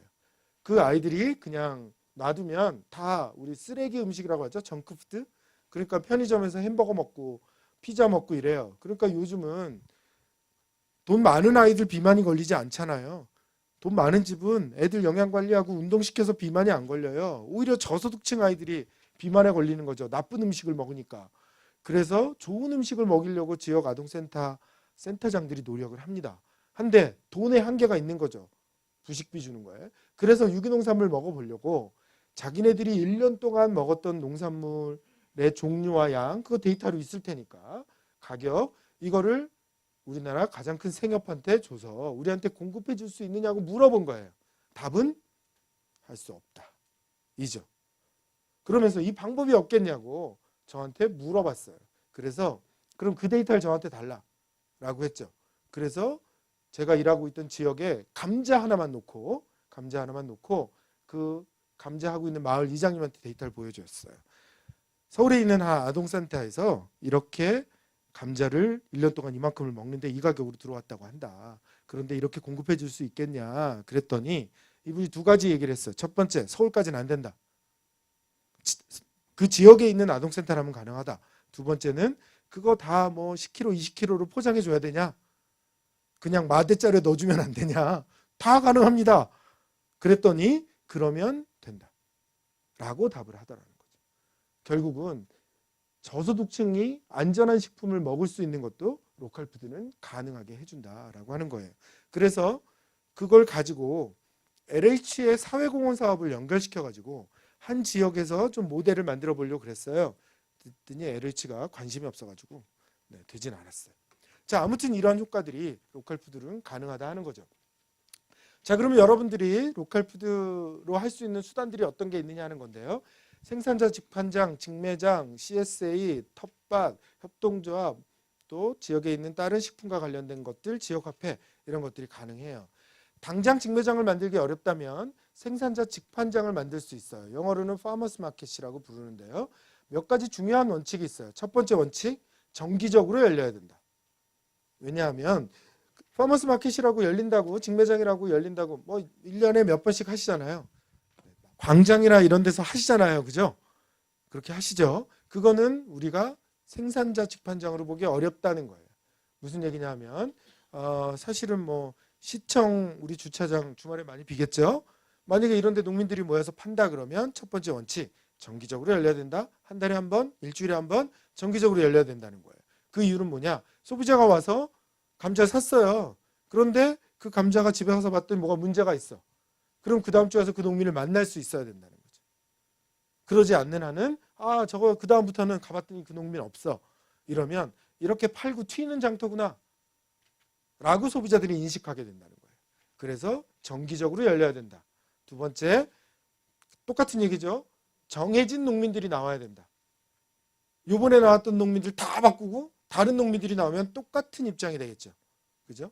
정해진 농민들이 나와야 된다라고 하는 거예요. 그래서 이 원칙을 지켜야 사실은 제대로 된 직판장을 운영하실 수 있어요. 이 원칙이 어겨지면 그냥 뭐예요? 이벤트죠. 이벤트를 한번 끝내고 마는 거죠. 그래서 그 원칙에 돌아가야 됩니다. 첫 번째 가장 중요한 원칙이 빠졌네요. 농민이 나와야 된다. 유통하는 사람들 나오면 안 돼요. 책임질 수 없잖아요. 그죠? 유통하는 사람들 나오면 안 되고 직접 그 지역에 있는 생산자들이 나와야 되고 정기적으로 열려야 되고 그리고 정해진 농민들이 나와야 된다는 세 가지 원칙을 가지고 있습니다. 자, 그런데 그거는 일주일에 한 번 살 수밖에 없고 만약 일주일에 한 번 열린다면 소비자들 입장에선 또 하나는 생산자가 계속 대기해야 되잖아요. 농사 짓는 게 아니라 거기 나와 있어야 되죠. 그렇기 때문에 상시적으로 할 수 없다는 단점이 있죠. 농사 지어야 되는데 거기 맨날 나올 수 없으니까. 그래서 일본에서 고민한 건 직매장이라고 하는 방식이에요. 이건 뭐냐면 일본 사진인데요. 이따 완주에서도 설명드리겠지만 매장을 만들어 놓고 농민들이 여기를 입점하는 형태로 이 매장을 운영하는 거예요. 보통 우리가 팔고 있는 하나로마트에서는 어떻게 해요? 농산물을 수매하죠. 그죠? 구매하죠. 그 다음에 이제 파는 거예요. 사실 이렇죠. 여러분들이 과일 가게에서 사과 5개 봉투로 넣어서 팔면 이거 다시 한 박스 만들면 한 박스 가격에 몇 배 될까요?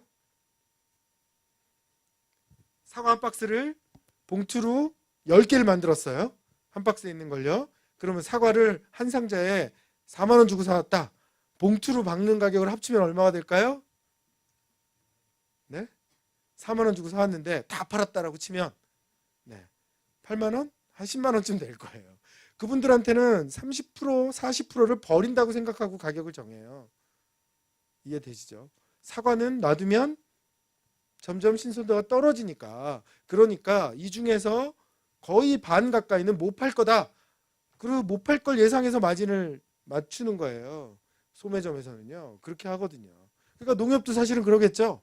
그럴 수밖에 없겠죠. 그래서 그러지 않는 방식으로 입점하는 방식으로 가요. 그래서 소비자들, 농민들한테 요만큼 매대는 당신이 갖다 놔라. 그리고 재고도 네가 책임져라. 대신에 농협은 수수료만 받는다. 이 방식으로 간다는 거죠. 완주 얘기할 때 자세히 말씀드릴게요. 자, 근데 아까 말씀드렸던 CSA 방식입니다. 굉장히 다양한 종이 박스를 쓰기도 하고 저런 컨테이너를 쓰기도 하고 굉장히 다양한 방식으로 외국에서는 CSA를 하고 있어요. 자, 그다음에 우리 도시 지역에서는 텃밭 만드는 거, 우리 시흥에서 도시농업 많이 하죠. 이 도시농업을 로컬푸드와 연동시킬 수 있죠. 도시농업이 가장 필요한 사람은 누굴까요? 도시농업이 가장 필요한 사람은 저소득층이에요. 근데 지금 우리나라 도시농업은 정책이 거꾸로 가고 있어요.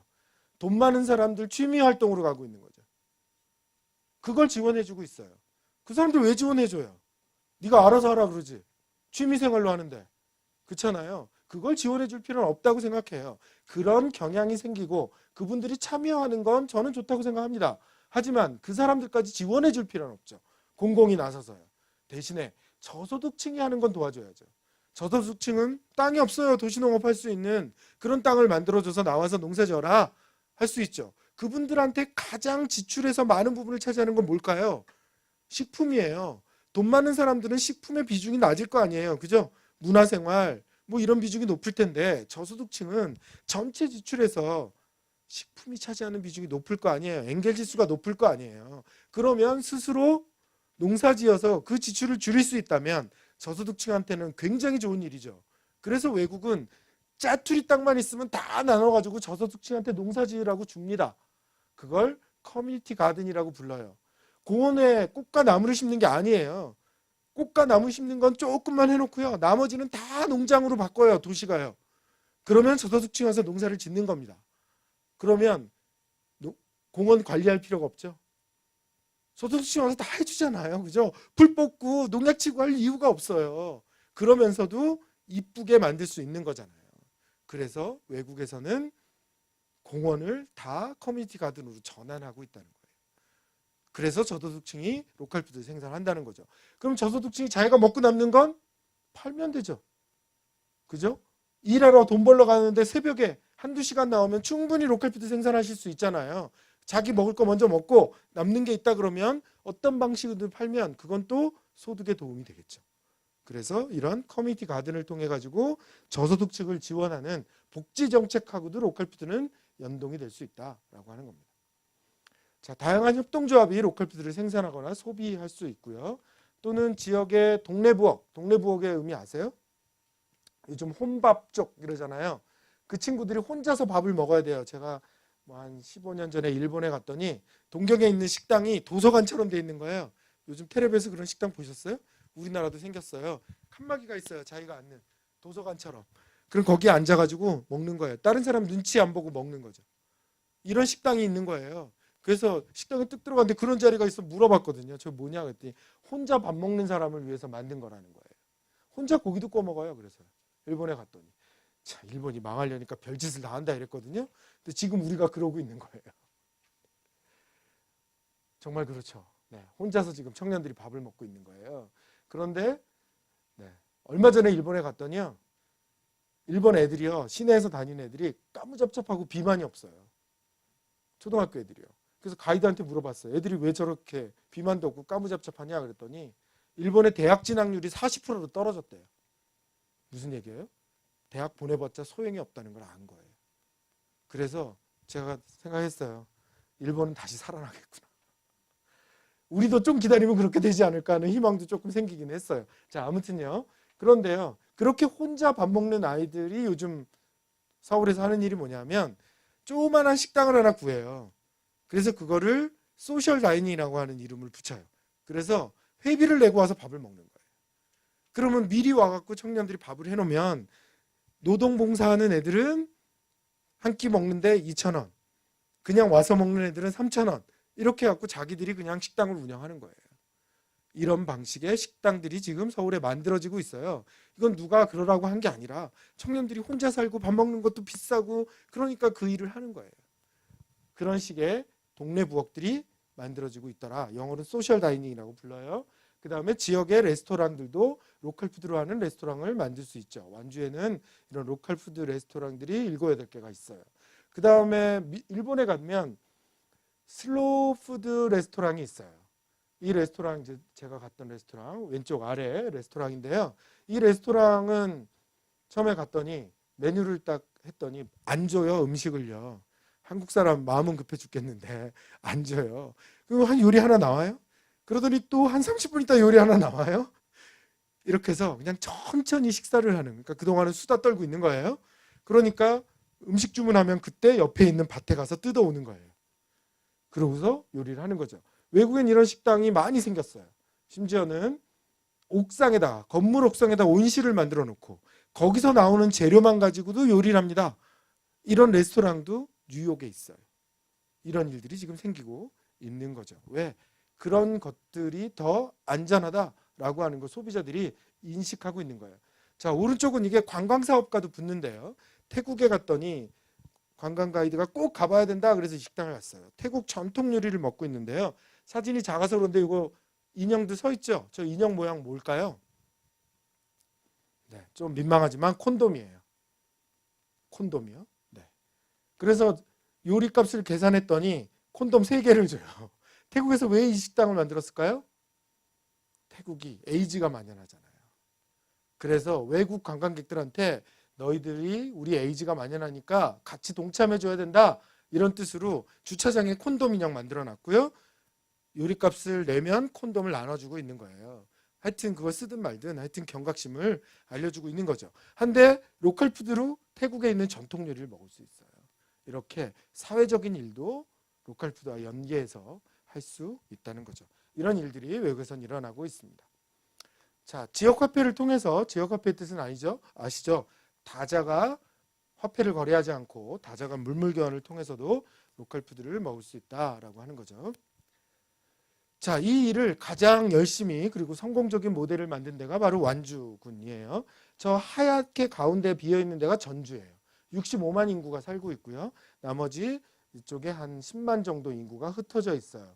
봉동 삼내 왼쪽에 있는 이서 쪽은 지금 도시화가 진행돼서 인구가 늘고 있고요. 나머지 농촌은 고령화되고 있고 인구가 빠지고 있는 여느 농촌과 다르지 않아요.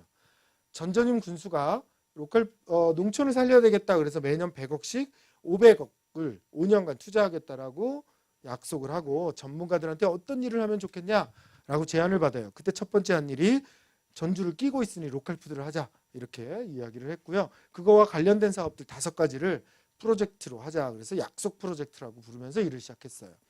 그러다가 박원순 시장을 만났는데 변호사 할 때 그때 커뮤니티 비즈니스도 해야 된다. 지역에 필요한 일들을 지역에서 스스로 만들어야 된다. 그걸 제안을 해서 그것까지 받아들여요.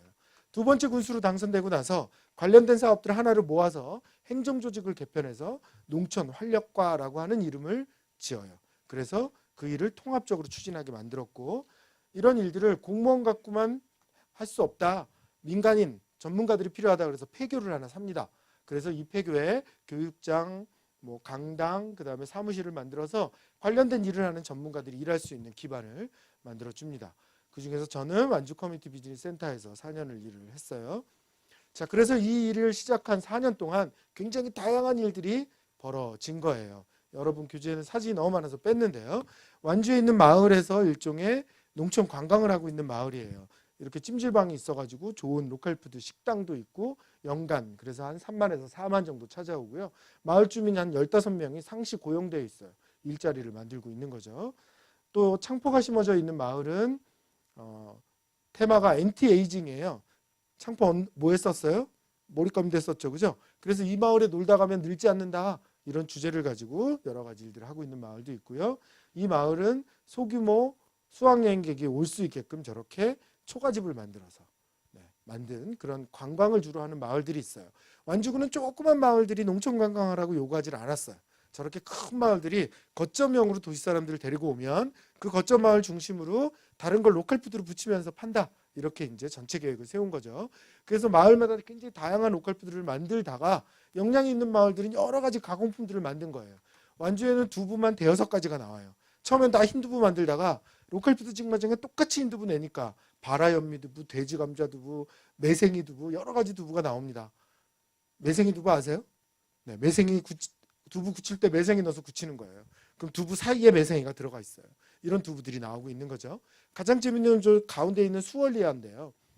어떤 마을의 귀촌한 주부가 콩으로 패티를 만들었어요.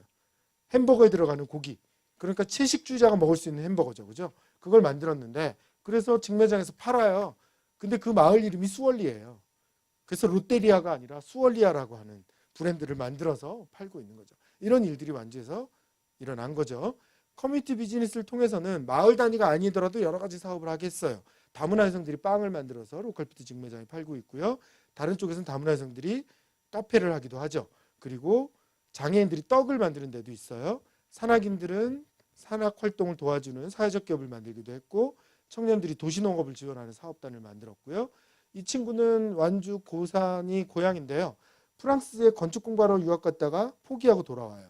그래서 부모님이 돈 줘서 조그만 카페 만들어서 그냥 소시민으로 살겠다 했는데 문제는 카페가 팔이 날리는 거죠. 저희가 가끔 가면 커피도 주는데 빵을 주더라고요. 이 빵이 뭐냐 그랬더니 프랑스에서 건축 공부 안 하고 빵 공부한 거예요. 그래서 경력단절 여성들하고 사회적 기업 만들자 이래가지고 지금 린이라고 하는 빵을 만들고 있어요. 화학첨가제가 거의 들어가지 않는 발효빵을 만들고 있어요. 어르신들이 농악하는 것도 사업단으로 발전했죠. 전직 신문기자가 귀촌을 해가지고 와서 월간지를 창간하기도 했고요. 뭐 이런 일들이 완주에서 많이 벌어졌습니다. 자, 이거는 어르신들 농장이에요. 로컬푸드를 어르신들이 생산하게 해야 되는데 땅이 없는 어르신들이 많이 있으니까 이 어르신들은 생산할 수 없잖아요. 품팔러 갈 수밖에 없으니까 완주군은 마을 단위에서 땅을 구해와라. 그러면 로컬푸드 생산할 수 있게 비닐하우스 져줄게 한 거예요. 그래서 마을 단위의 비닐하우스 농장을 만들어줘요. 그런데 농장만 만들어주는 게 아니라 쉼터 조리실을 같이 만들어줘요. 그래서 어르신들이 일하다 같이 밥해 먹고 쉬기도 하고 이렇게 만드는 거죠. 그래서 과도한 매출을 올리라고 요구하지 않아요. 제가 이거 심사도 완주했을 때 했는데 이장님이 뭐 우리가 몇 억 매출 올리겠다 이러면 다 떨어뜨려요. 이건 그런 농장이 아니라는 거죠. 어르신들이 그냥 용돈 정도 벌고 그냥 여기서 생산할 수 있게 하는 농장이라는 거죠. 그 취지에 맞게끔 운영할 수 있도록 만드는 농장입니다. 농림부 장관이 지난 농림부 장관이죠. 오기도 했어요. 자, 이렇게 주민들이 할 수 있는 일들을 만들기도 했지만 큰 사업단을 만들었는데 이게 아까 보셨던 꾸러미 사업단이에요. 2가지 원칙.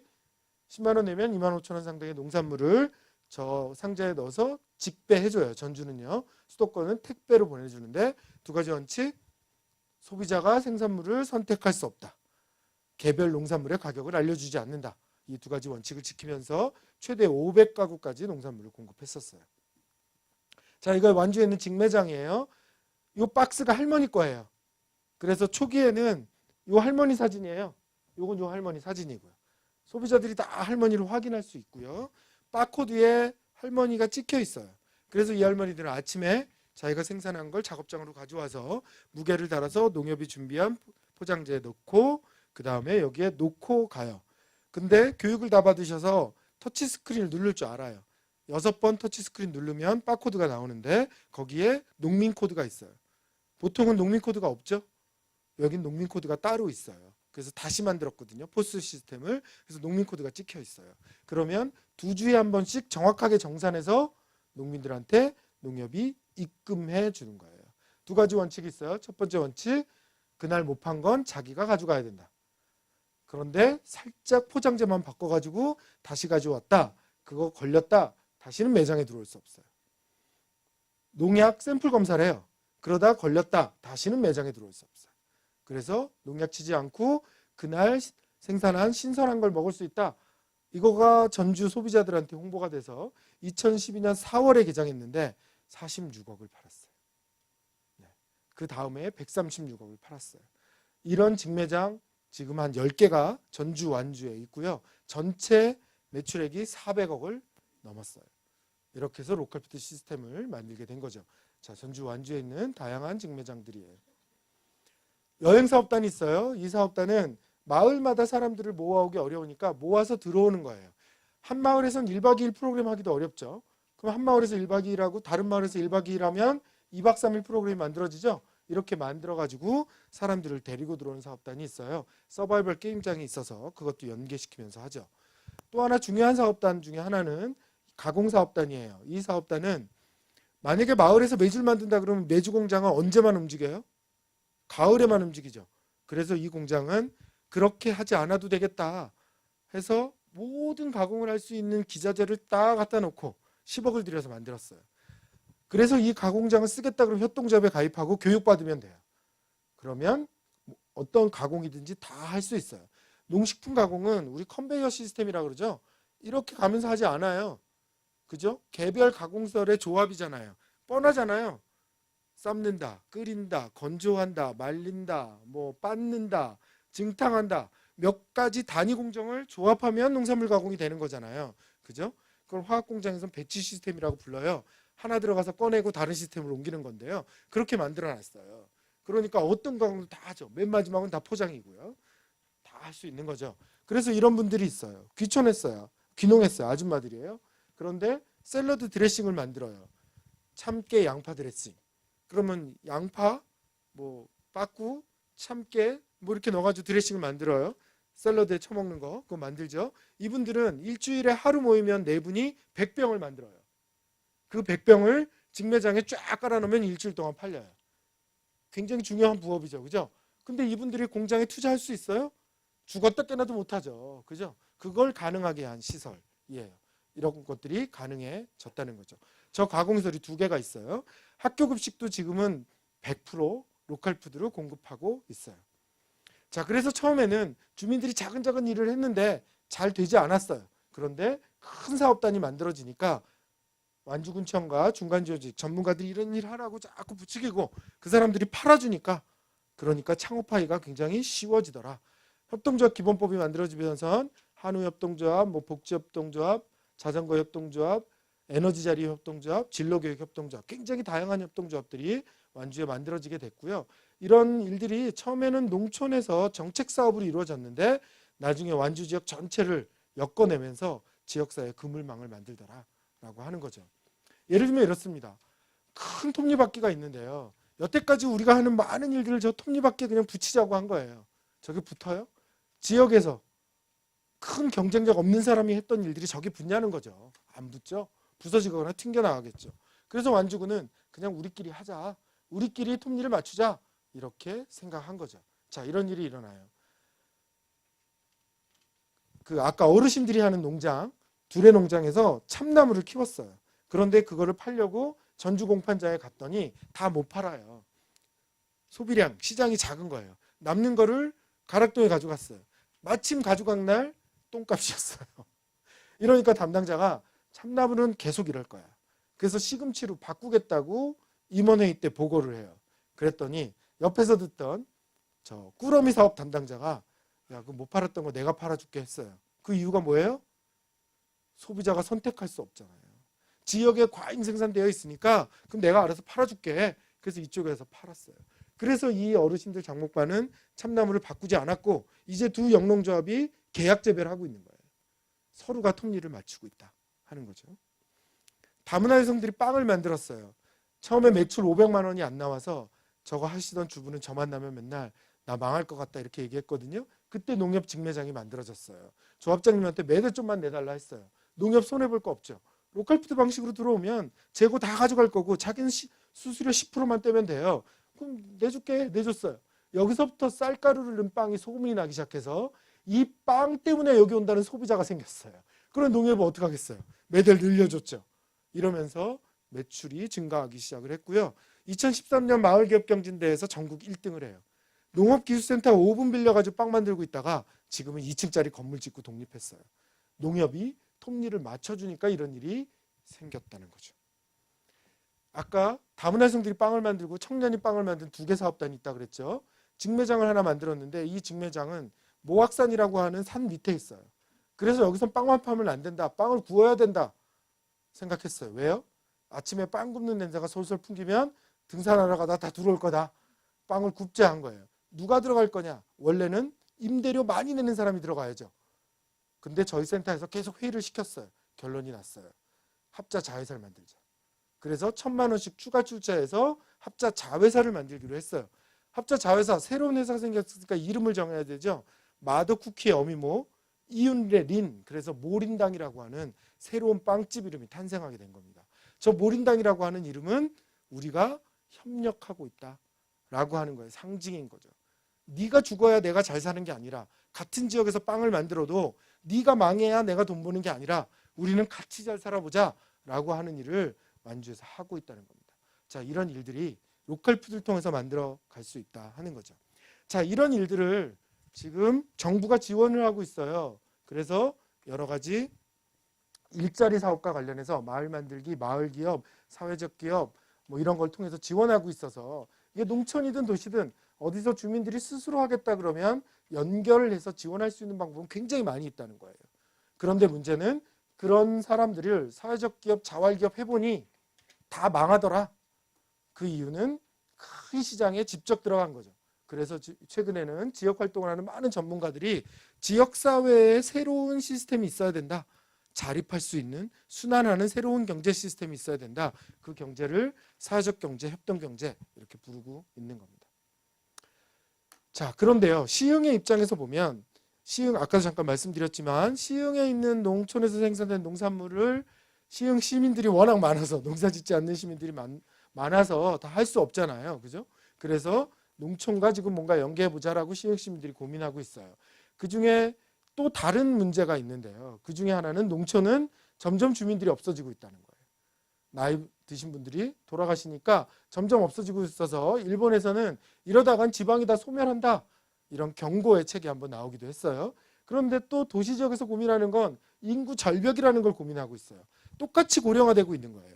그래서 인구가 저 모양이 돼버리면 그 다음부터는 이 위에 있는 사람들을 다 부양하면서 살아야 된다는 거죠. 성북구청장은 자기가 구청장을 그만두겠지만 10년 뒤에는 성북구가 할 만한 일이 아무것도 없다. 저 인구가 너무 많아져서, 이 얘기를 하는 거죠. 근데 농촌 일을 하는 제 입장에서 보면 도시에서는 케어해야 되는 사람이지만 농촌에 오면 다 얼마든지 역할을 하실 분들은 다 변해요. 그렇죠? 도시에서는 할 일이 없어요. 이분들이요. 한데 농촌에 오면 다 할 일들이 있거든요. 그래서 지금 저희들이 얘기하고 있는 건 빨리빨리 보내라. 그러면 농촌은 일종의 지방 교부금을 더 많이 받을 수 있어요. 인구가 늘면. 그것도 굉장히 지역 입장에선 중요하다라고 하는 거고요. 그런데 이걸 가만히 생각해 보니까 여러 가지 장점이 있더라는 거예요. 그 중에 하나가, 왜 장점이 있냐면 도시에는 일이 없어요. 농촌엔 사람이 없어요. 그러니까 바꿔야죠. 그죠? 농촌엔 공간은 많아요. 시설은 많다는 거예요. 거기서 할 만한 활동을 누가 만들어내질 못해요. 활동이 없어요. 다 비어있고 다 놀고 있다는 거죠. 그래서 이거를 조금만 나누면 여러 가지 일들을 만들 수 있다 하는 거죠. 첫 번째는 일자리예요. 만약에 정말 나이 드신 분, 베이비 부머들이 도시에 일을 놓고 온다 그러면 그 일자리는 누가 가져가면 돼요? 청년들이 가져가면 되죠. 청년들의 일자리를 배분할 수 있게 된다라고 하는 거죠. 두 번째는, 이 주거가 먼저 나왔네요. 일자리가 그렇고요. 또 하나는 주거예요. 시흥에서 저희가 대충 조사하니까 아파트 가격이 한 3억 정도 되더군요. 2억에서 3억. 그런데 귀농하려고 그러면 그걸 팔아야 농촌에 갈 수 있어요. 그죠? 그런데 그걸 팔고 내가 이 재산을 다 투자해서 가면 이게 될까 말까? 불안하잖아요. 그럼 놓고 가면 좋죠? 부동산 가격도 올라갈 수 있고 놓고 가면 좋잖아요. 그럼 놓고 가라는 거예요. 그러면 농촌 지역은 그럼에도 불구하고 주거를 안정할 수 있는 방법을 찾아보겠다 하는 거죠. 놓고 갔다. 그럴 때 어떻게 하면 그럼 시흥에서 이걸 이용한다? 예를 들어서 32평짜리 아파트를 놓고 가셨다. 그럼 시흥시는 돈을 들여서 그 아파트를 쪼개서 청년들이 살게 만들겠다는 거예요. 그러면 청년들 주거를 쓸 수 있겠죠. 그럼 가시는 분은 뭘 받을 수 있어요? 보증금과 임대료를 받으실 수 있죠. 그러면 농촌에 가서도 안정적으로 살 수 있다는 거죠. 그런 일들을 해보자는 거예요. 그래서 농촌 아이들을 농촌 어르신들을 농촌으로 많이 보내자 하는 거죠. 식품은 공공급식, 로컬푸드, 식량복지 같은 것들의 새로운 유통 경로가 만들어지면 이런 일들로 도시 쪽에서는 취약계층들도 안전한 식품을 먹을 수 있는 길들이 생긴다 하는 거죠. 그런데 이런 과정에 새로운 걸 만드는 일은 다 뭐가 될까요? 시흥 내에서는 다 일자리가 돼요. 없었던 일을 새로 하는 거잖아요. 다 일자리가 된다는 거죠. 농촌도 마찬가지예요. 시흥과 관계하면서 무슨 일을 하게 되면 그건 다 일자리가 되는 거예요. 그렇기 때문에 양쪽 다 지역 개발이 될 수 있다. 지역 경제를 살릴 수 있다. 지금 이제 그 사업을 시흥시하고 하고 있는 거죠. 그래서 도시와 농촌이 왔다 갔다 하면서 순환적인 그런 일들을 논산하고 시흥하고 우리 같이 해보자. 그런 일들을 지금 하고 있어요. 그거를 지금 우리 정책팀하고 용역을 하면서 진행을 하고 있습니다. 자, 그래서 결론적으로는 이래요. 네, 뒤에 슬라이드가 더 있는데요. 청년의 시간이 많이 가서요. 이걸 보고 얘기를 조금 더 할게요. 이렇잖아요. 뒤에 슬라이드가 있지만 네. 지금 이렇지 않아요? 제 큰 놈은 고2예요. 그런데 농촌에서 애들 교육시켰더니 아무리 열심히 공부해도 좋은 대학 못 가더라고요. 농촌에서는요. 뭐 강남에서는 유치원부터 준비한다면서요? 네. 도저히 못 가요. 근데 좋은 대학 간다고 좋은 직장 갈 수 있는 확률? 없죠? 좋은 직장 다녔다고 해서 평생 일할 수 있는 확률? 없죠? 거기서 일한다고 행복해질 수 있는 확률? 없어요. 저 확률이 다 작아요. 그래서 저는 아이들한테 대학까지 안 와도 된다라고 계속 얘기했어요. 그랬더니 이놈이 농업학교를 갔어요. 고2짜리 가요. 홍성에 있는 풀무학교를 갔어요. 하여튼 뭐 그러고 있습니다. 그런데요. 그 아이들은 그 대학을 가려고 뺑뺑이를 돌고 있잖아요. 그죠? 저는 아이들만 뺑뺑이 도는 줄 알았어요. 집, 학교, 학원. 근데 그 학원비 벌려고 우리도 뺑뺑이를 돌았던 거더군요. 그죠? 그래서 제 친구들이 저 공대 나왔잖아요. 화학공장 이런 데서 지금 부사장 이사해요. 근데 저를 만나면 동창회에서 농촌 일한다고 그 친구들한테 제가 신기한 놈이죠. 공대 나오고 이 짓을 하니까 나 귀농 귀촌하려고 그러는데 도와줄 수 있냐고 물어봐요. 그래서 뭐 도와줄 수 있어. 제가 질문하죠. 너 뭐 할 줄 알아? 할 줄 아는 게 아무것도 없어요. 할 줄 아는 거 골프밖에 없어요. 그 사람들 어떻게 농촌에 보내요? 보낼 수가 없죠. 이렇게 살았다는 거예요. 우리 세대가. 또 뺑뺑이 돌았다는 거죠. 둘 다 뺑뺑이를 돌았어요. 그런데 남는 게 뭐예요? 우리한테 남은 게 뭐예요? 아무것도 없다는 거죠. 자, 우리는 차치하고 그럼 여러분들 자녀만 생각해 보자는 겁니다. 게다가요. 지금 이렇죠. 자율주행 자동차가 상용화된대요. 일단 직업 뭐 없어져요? 운전사 없어지죠? 사고가 안 나요. 뭐 없어져요? 보험사, 공업사 다 없어져요. 자동차 회사도 없어진대요. 자동차를 많이 만들 필요도 없고 이제 이 의자에다가 컴퓨터 달고 카메라 달면 자동차가 된대요. 자동차를 조립한다는 거예요. 스스로. 그런 직업 다 없어져요. 이렇게 20년 뒤에 30년 뒤에 지금 직업의 40%가 없어진답니다. 근데 여러분 아이들은 지금 무슨 공부하고 있어요? 그거 감안하지 않고 있거든요. 그죠? 그러고 있다는 거예요. 그러면 우리 아이들의 인생은 어떨까요? 제가 볼 땐 4-5개 직업을 가져야 인생이 끝날 거예요. 그러겠죠. 우리처럼 한 가지 직업을 가지고 살지는 않을 거예요. 그렇다 그러면 농촌에 가서 살 수도 있고 도시에 가서도 살 수도 있겠죠. 그런 기반이 시흥에 있으면 참 좋겠다. 아이들이 꼭 도시에서 사는 것뿐만 아니라 농촌과 연계돼 있어서 그런데 농촌에 가서도 살 수 있고 또 시흥으로 돌아올 수도 있겠다. 이러면 참 좋지 않을까 하는 거죠. 그래서 아까 같은 작업을 하고 있는 거예요. 그런데 그런 아이들한테 진짜 직업은 뭘까요? 죽기 전에 했던 마지막 직업이 진짜 직업이겠죠. 그러지 않아요? 여러분도 그런 고민 하시잖아요. 죽기 전에 내가 하고 싶은 거 꼭 해야 되겠다. 재밌는 일 해야 되겠다 생각하시잖아요. 아이들도 똑같겠죠. 그런데 문제는 뭐예요? 아이들이 그걸 선택할 때 부모인 나는 없다. 죽었다 이거죠.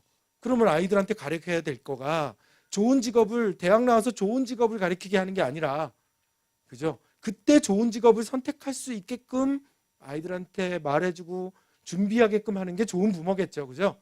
네, 그렇게 하고 계신가 한번 반성해 보세요. 이 강의 끝나면 아이한테 오늘 오후에 학원 가지 말고 집으로 오라고 하세요. 네, 학원 가봤자 소용 없잖아요. 그죠? 전화하는 사람 아무도 없어요. 그런데요, 제가 가만 고민해 보니까 그렇게 없어져도 없어지지 않는 유일한 직업이 있더라는 거예요. 그게 농부라는 거죠. 또 농업과 연관되어 있는 일은 없어지지 않는다는 거죠. 근데 제가 잠깐 헷갈렸어요, 이걸요. 그렇게 생각했어요. 그런데 갑자기 뉴스에서 컴퓨터가 농사를 짓더군요. 로봇이 농사를 짓더군요. 이래서 야, 농업도 없어지는 거 아니야? 이런 생각이 들어서 이제 뭐라고 얘기하지? 청년들한테 뭐라고 해야지? 농촌에 와서 농사 지으라고 얘기했는데 그 근거가 없어진 거예요. 이래서 고민을 한동안 했어요. 그랬는데 생태 건축 강의하는, 스스로 집 짓기 강의하시는 분이 어디 강의를 요청을 했는데 그분이 이렇게 얘기하세요. 스스로 집 짓는 강좌가 전국에 굉장히 많은데 없어지지 않는데요. 그리고 나중에 물어봤더니 스스로 거기에서 집 짓는 사람은 1%도 안 된대요. 강좌는 열심히 듣고 그리고 그냥 돈 주고 집 짓는 거예요. 그런데도 계속 와서 강의를 듣는다는 거죠. 그래서 그분이 이렇게 얘기했어요. 사람한테는 건축 본능이 있다. 사람이 살아가려면 자기 생명을 지키고 가족을 지키기 위해서 동굴을 찾아다니든 집을 지었던 본능이 있다는 거예요. 그래서 그 일을 하면 가장 행복하고 보람이 있는 거죠. 그래서 다 정리됐어요. 우리한테는 경작 본능이 있는 거죠. 우리한테는 목축 본능이 있는 거죠. 우리한테는 요리 본능이 있는 거죠. 무언가 우리가 필요한 걸 만드는 공작 본능이 있는 거죠. 우리한테는 이웃과 같이 노는 가무 본능이 있는 거죠. 본능이 있는 건 없어지지 않을 거라는 거예요. 절대 없어지지 않겠죠. 그러면 시흥 내에서 시흥에 있는 여러분 아이들이 이 본능과 관련되어 있는 직업을 찾을 수 있게 지금 만들어 놓지 않으면 그러면 이 아이들은 떠돌이가 된다는 거예요. 그렇겠죠. 30년 뒤에 떠돌이가 될 거라는 거예요. 그래서 지금 우리가 할 일은 이 아이들이 로봇이나 인공지능에 의지하는 일이 아니라 시흥에 남아서 살더라도 본능에 충실해서 할 수 있는 일들을 할 수 있게 해줘야 된다는 거죠. 그게 우리 세대가 해야 되는 일이라는 겁니다. 그 일을 가장 잘 할 수 있는 일이 연결되어 있는 거예요. 이 중에서 세 가지가 로컬푸드랑 연결되어 있잖아요. 그죠? 이 일을 하는 일은 우리를 위해서가 아니라 우리 아이들을 위한 일이기도 하다는 거죠. 자, 그래서 여러분들이 이 일을 시작하시면서 로컬푸드가 단순하게 농민들의 소득을 보장하거나 안전한 식품을 공급하려고 하는 일이 아니라 사회적인 다른 많은 일들과 다 연관되어 있다. 복지하고도 연관되어 있고 교육하고도 연관되어 있고 일자리하고도 연관되어 있고 지역개발하고도 연관이 되어 있다. 그래서 로컬푸드는 그렇게 접근해야 된다라고 하는 거고요. 그래서 로컬푸드의 최종적인 기착점은 헬레나 노르베르 호지라고 하는 인류학자가 이야기했어요. 뭐라고 얘기했냐 하면 지금은 자본주의가 전 세계를 똑같이 만들어내고 있다. 그 똑같은 속에선 사람은 절대 행복해질 수 없다. 그런데 이것을 막을 수 있는 방법은 정부, 국가가 할 수 있는 일이 아니라 지역 주민이 스스로 지역에 있는 자원들을 바탕으로 지역 중심으로 생각하고 지역 중심으로 무언가 만들어내고 지역 스스로 자립하고 순환하는 이런 걸 만들어내는 방법밖에 없다. 이렇게 이야기를 했어요. 그렇게 하면서 이분이 주창하는 것은 지금의 시장 자본주의는 사람을 행복하게 하지 않기 때문에 행복의 경제학을 만들려면 새로운 경제가 필요하다. 이런 얘기를 하고 계신 거죠. 그래서 그 새로운 경제, 새로운 사회에 다가가는 수단적으로 가장 지금 할 수 있는 현실적인 방법 중에 하나가 로컬푸드다. 이렇게 볼 수 있습니다. 자, 그렇게 좀 폭넓게 또는 근본적인 생각을 하시고 로컬푸드에 접근하셨으면 좋겠습니다. 네, 여기까지 하겠습니다. 고맙습니다.